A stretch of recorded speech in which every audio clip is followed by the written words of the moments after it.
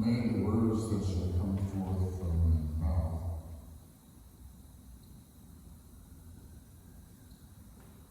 may they be settled in the heart of the universe, and may they honor the precious life of Graduate School.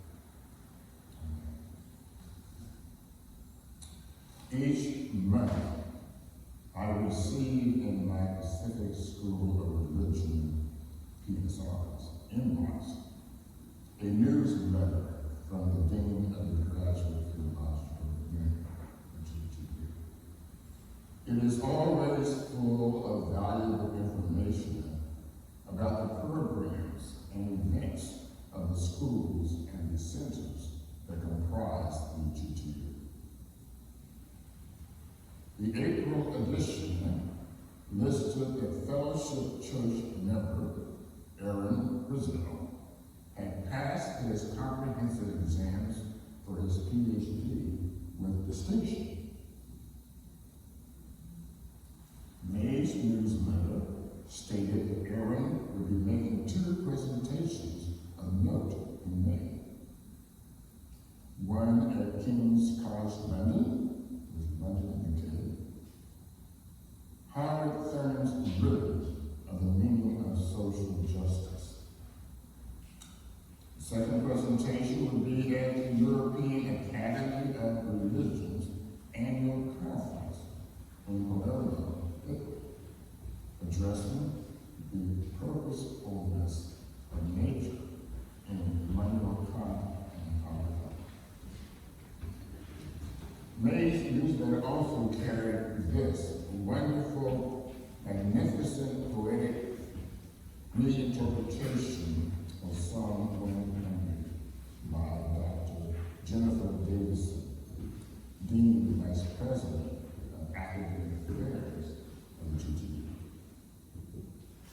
I remember she was such a wonderful poet. Come alive with joy and mystery.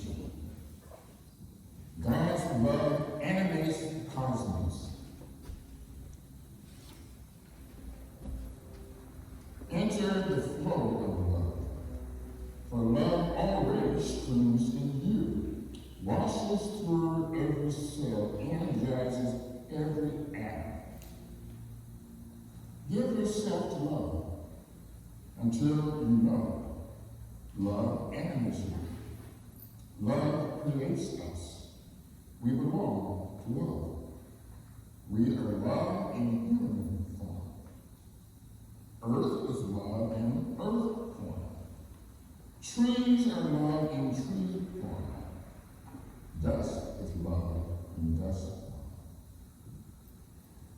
We are nourished by the steady sprum of life's angels, coursing through sunlight, roaring in the wild wind, trembling in tender green spring. Enter every space with gratitude for love's presence there. See that the whole earth is made open, love, sanctuary, hope. Savor love's presence and breathe. Thank you. Thank you. Love was there long before we were. Love will be long after we are. Love. I guess I really did not expect this coming from the Dean and Vice President of Academic Affairs. But what an enlightened, captivating, extraordinary interpretation this is. So centered and reimagined was it that I forgot the standard interpretations. I was trying to remember where I remember the 100th Psalm. And I finally had to look it up because I couldn't remember the original. And looking up the original or the standard interpretations, I expressed my gratitude for the new This creative and relevant work is evidence that God continues to speak today to potential prophets and praise singers, open to the newness of insight revealed to them personally. That means that we're all vessels for the presence of God to become poets, praise singers, embodiment of the divine. In fact, we're all supposed to be testaments to the presence of God in the world. Not only the Old Testament and New Testament are relevant, but the Testament of the New Testament, relevant to the world. They might speak a word of inspiration to someone who needs such a word. I emailed Dean Davidson, which is unusual, to express my delight in her brilliant work. Later, I spoke to her and warned her that I would use her poem somewhere.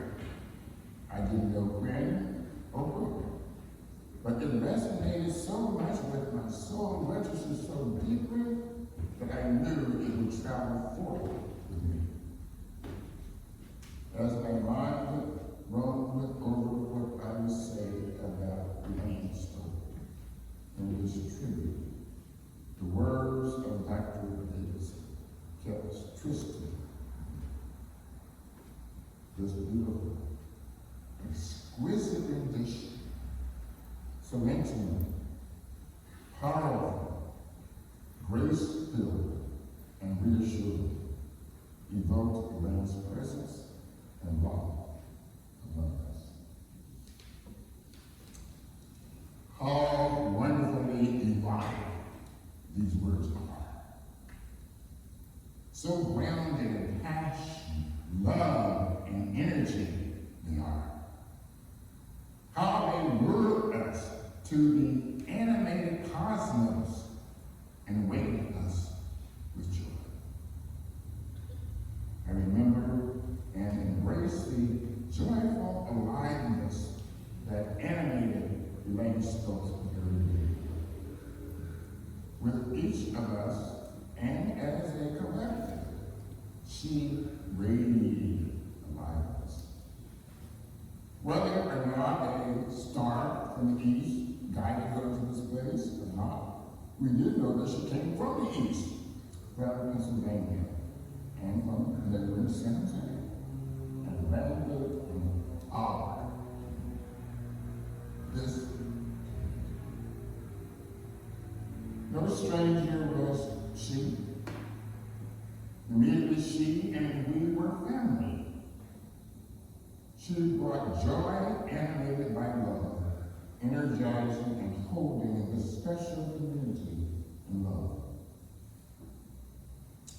She was not with us long,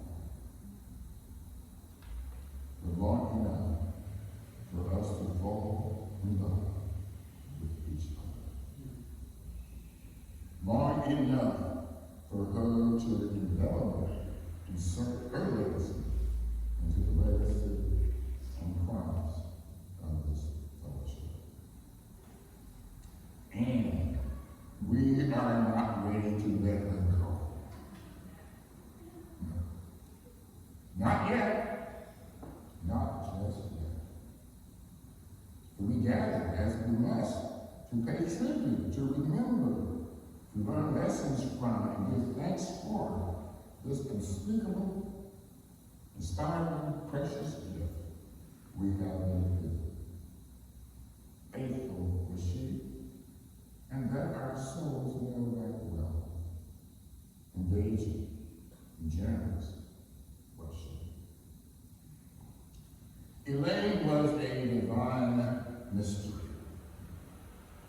Not a mystery to be investigated or solved, but accepted.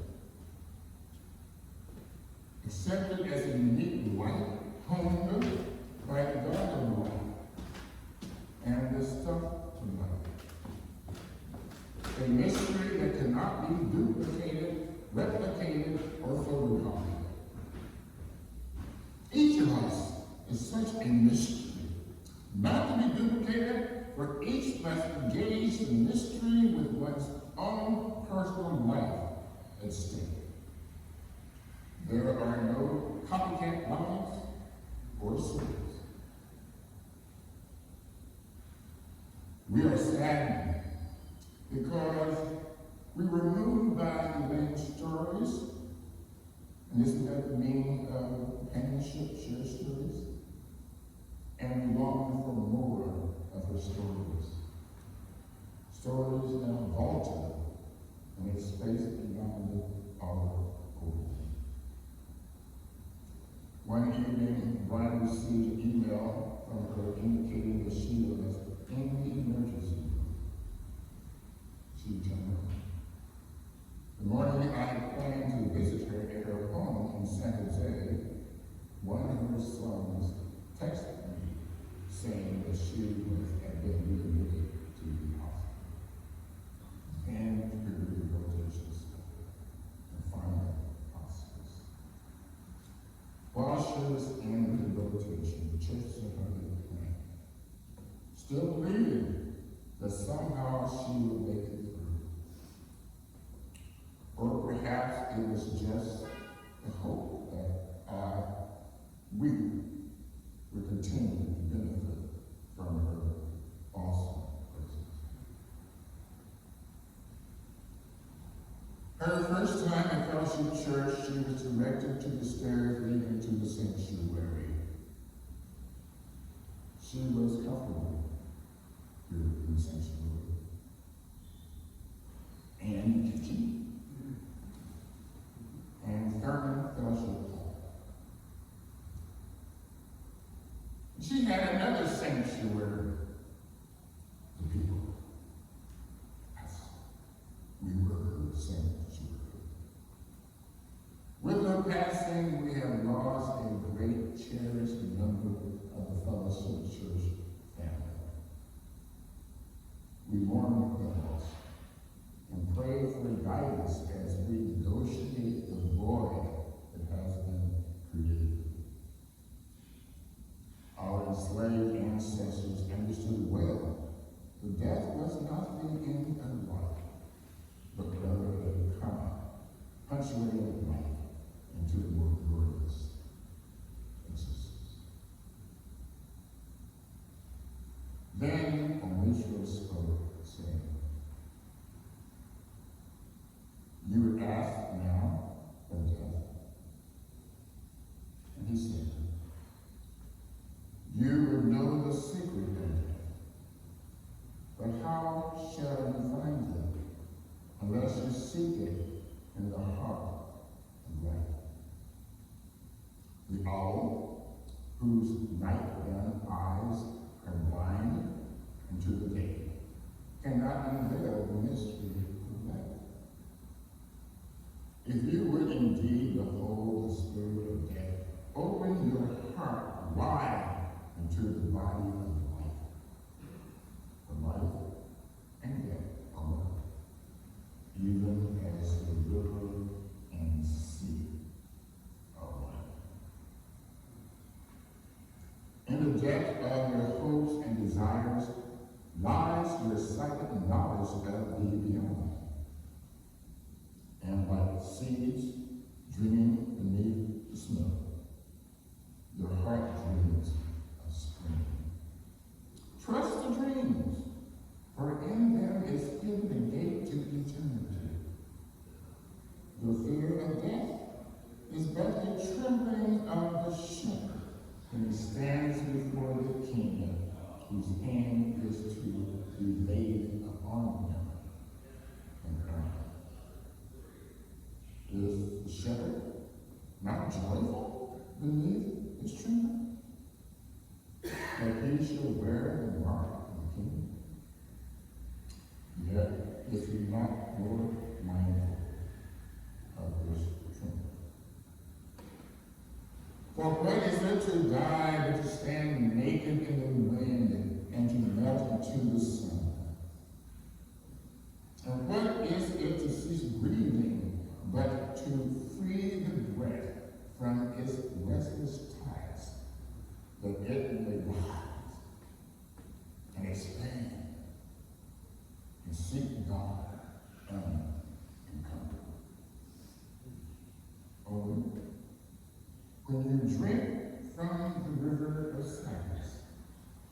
shall you indeed ascend. And when you have reached the mountaintop, then you shall begin to climb. And when the earth shall claim your limbs, then shall you truly dance from the Protestant prophet. Elaine believed that all are created equal and deserve justice, compassion, and love. She embodied this through participating in the lives of others. Her experience of being a part of a black church in Pennsylvania made a lasting impression on her and was carried over into many walks of life. She worshiped with the other and learned from and engaged with the other. Her understanding of racism was honed by actual encounters and was authentic. Yes, she was authentic, genuine, solid, dependable, true to her highest principles. The embodiment of love she was, and presence, and activating community. She did that. She did not have to be asked to do things. She saw a need and responded to it. We are better off because of her initiative and generosity. She is everlasting love. We all have one life. This is all that has been given us. She lived her one life well, with courage, kindness, audacity, and grounding, hope, and kindness. Her life's working paper was built on making decisions and acting on decisions to bless our community with love. I am ecstatic and grateful that I knew Elaine, and honored by the message she taught about being human. She only had one life, as well as we only have one life. She lived there with insight, power, compassion, generosity, beauty, and love. Finite physical space and time. The meaning and impact of her life knows no bounds. The horizon keeps stretching. And the most relevant question is, what will we, you and I, do with the one precious life that we have been given? Yes, Elaine's lamp